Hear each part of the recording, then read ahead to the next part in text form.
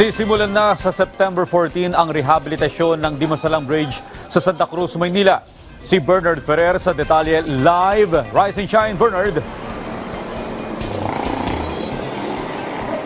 Audrey, isa sa ilalim sa malawakang rehabilitasyon ang Dimasalang Bridge dito sa Santa Cruz, Manila. Layunin ng proyektong ito na mapatibay ang tulay para sa kaligtasan ng publiko. Ayon sa North Manila District Engineering Office ng Department of Public Works and Highways, kabilang sa mga gagawing hakbang para sa rehabilitasyon ng Dimasalang Bridge ang retrofitting ng piers at abutments, pagpapalit ng mga girder mula sa dating konkreto patungong high-quality steel at pagsasagawa ng kompletong redecking ng bridge slab. Ang proyektong magsisimula sa September 14 ay naglalayong ayusin ang mga sirang bahagi ng tulay upang mapatatag ang struktura at masigurang kaligtasan ng publiko.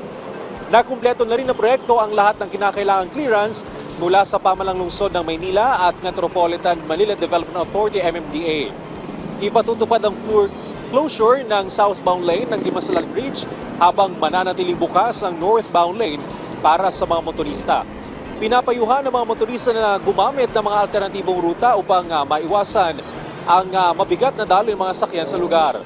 Inaasang matatapos ang rehabilitasyon sa December 15, 2025. Audrey, sa lagay ng trapiko, napakaluwag ng magkabilang lane ng Dimasalang Bridge, lalo na yung mga patungong Lacson, Quiapo at Quirino. Paalala naman sa ating mga motorista ngayong Biyernes, bawal po ang mga plaka nagtatapos sa numerong 9 at 0 mula alas 7 ng umaga hanggang alas 10 ng umaga at alas 5 ng hapon hanggang alas 8 ng gabi. Audrey?